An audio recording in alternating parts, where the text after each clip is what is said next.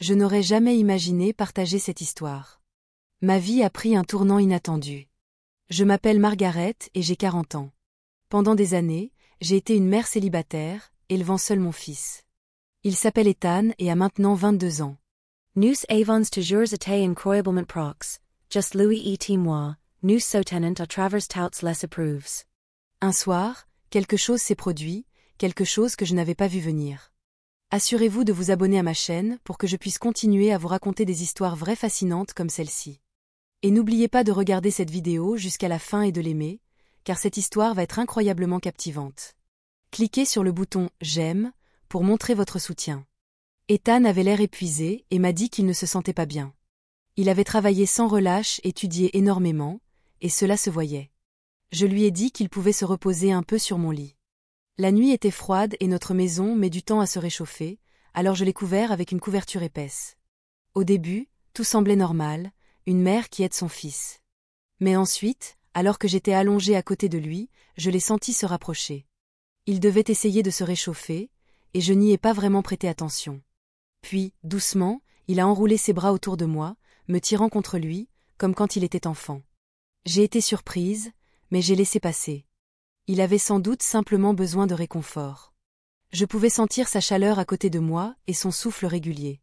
Alors que nous étions là, allongés, j'ai remarqué que sa respiration ralentissait, comme s'il s'endormait. La pièce était si silencieuse que je pouvais entendre mon propre cœur battre.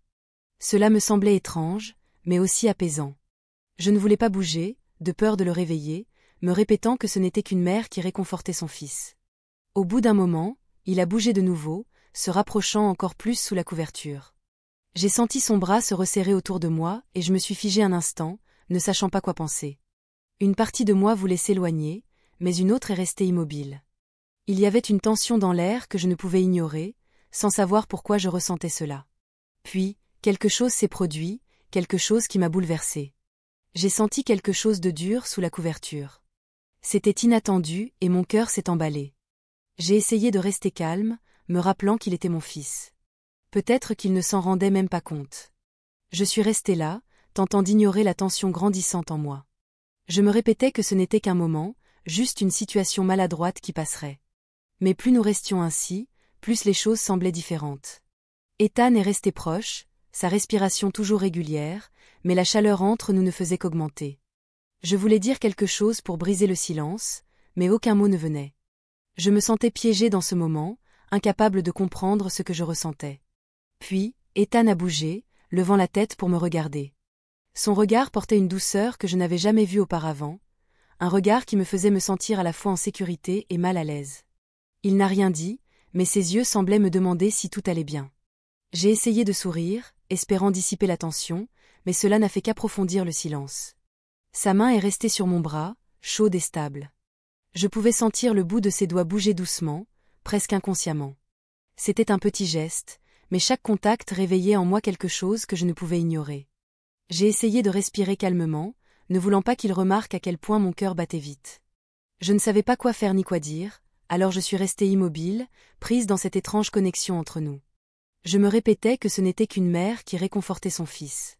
Mais avec lui si proche, je ne pouvais ignorer les sentiments plus profonds qui remontaient à la surface.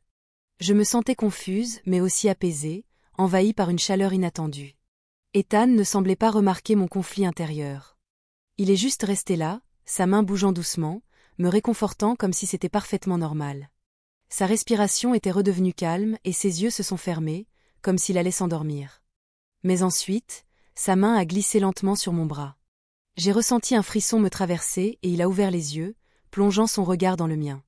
Il y avait une question dans ses yeux, comme s'il voulait savoir si c'était acceptable, si je ressentais la même attraction étrange que lui. J'ai murmuré son nom, à peine capable de prononcer le mot.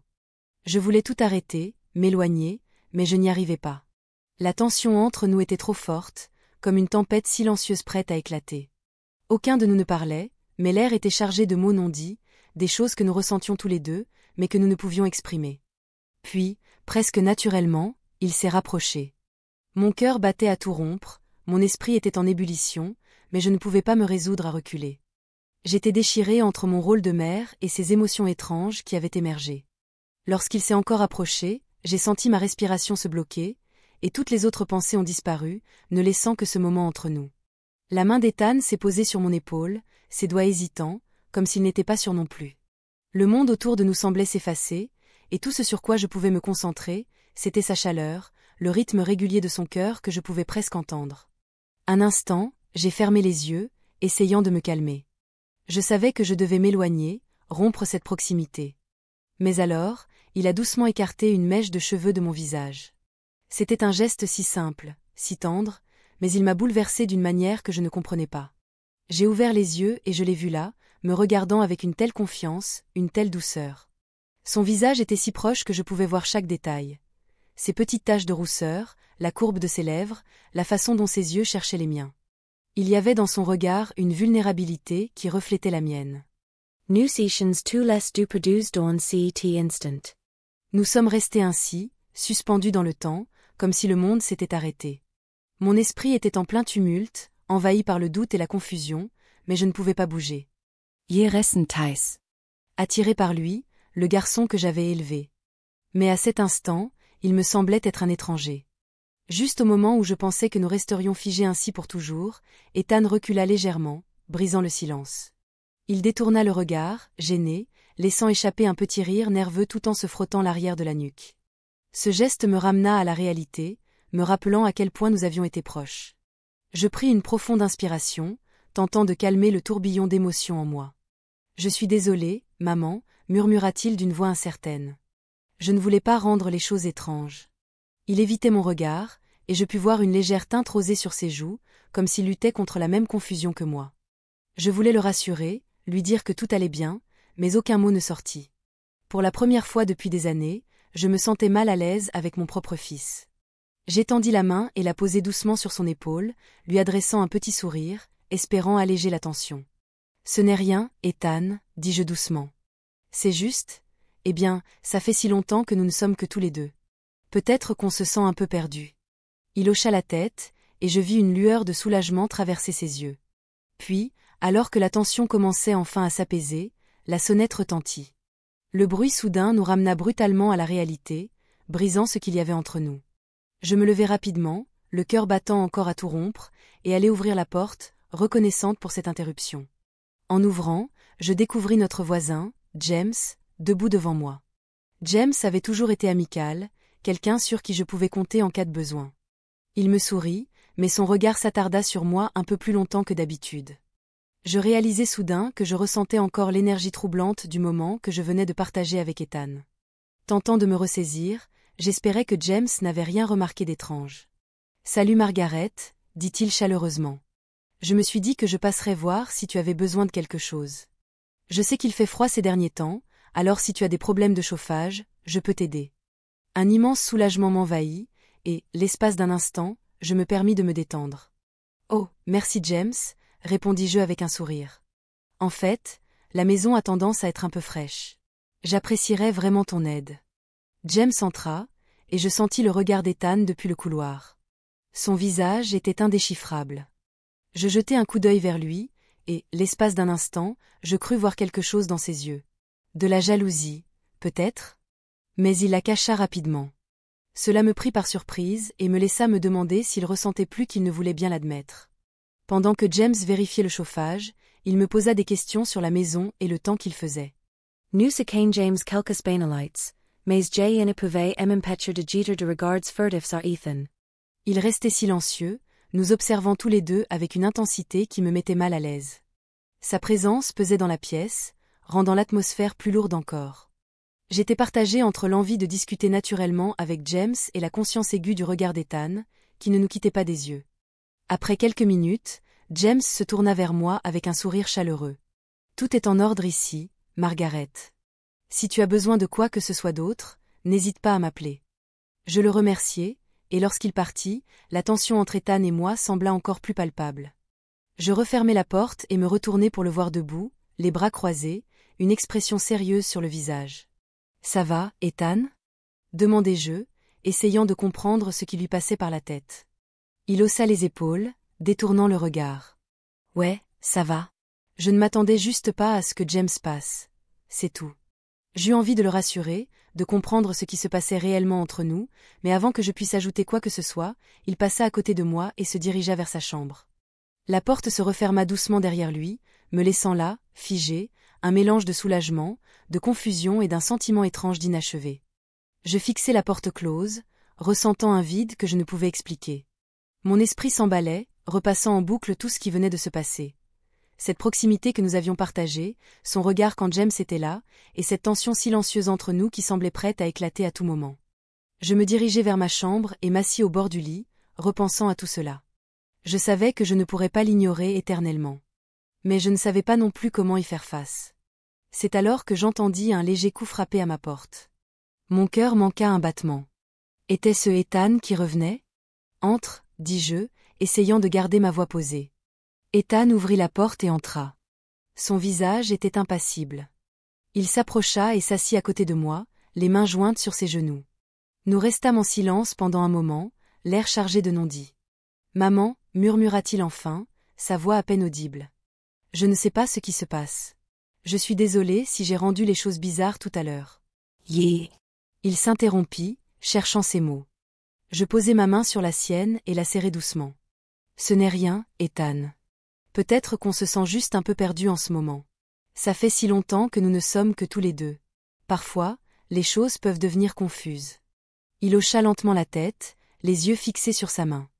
Puis il releva le regard vers moi, un regard rempli d'émotions que je n'arrivais pas à déchiffrer. Mais qui me semblait différente. Je ne savais pas comment réagir. Murmurai-je, incapable de trouver les mots. Mon cœur se serra sous le poids de cette confusion.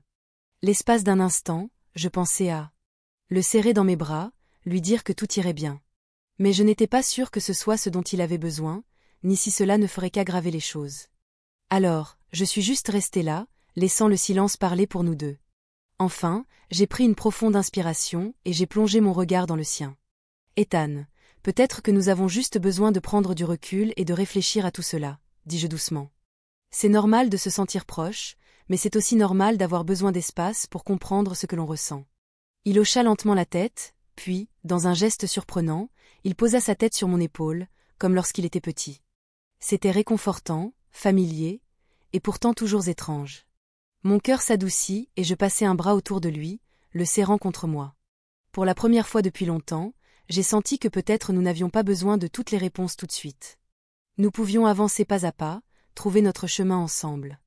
Et alors que nous restions là, l'un contre l'autre, un calme étrange m'envahit. Un mince espoir, silencieux, que peu importe ce qui arriverait, nous surmonterions cela ensemble. Nous sommes restés ainsi un long moment, assis en silence. C'était comme si toute la confusion entre nous pouvait s'effacer simplement par cette proximité.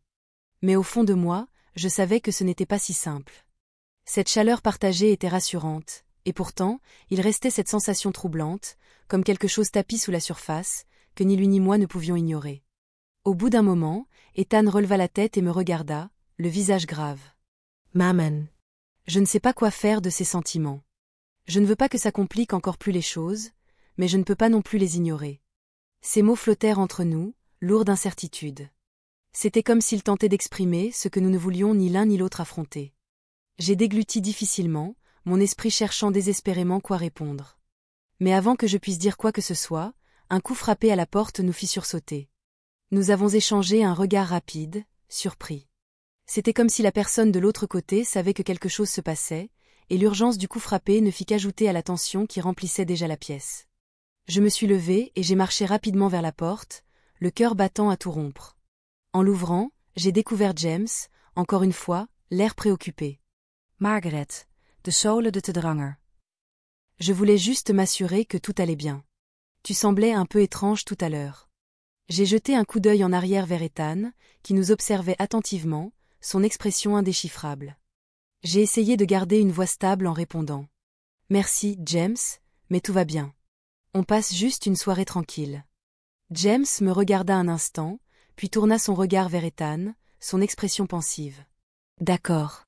Mais souviens-toi que je suis juste à côté si jamais tu as besoin de quoi que ce soit. » Dès qu'il s'éloigna, je refermai la porte et me retournai. Ethan était toujours là, debout, me fixant avec la même intensité.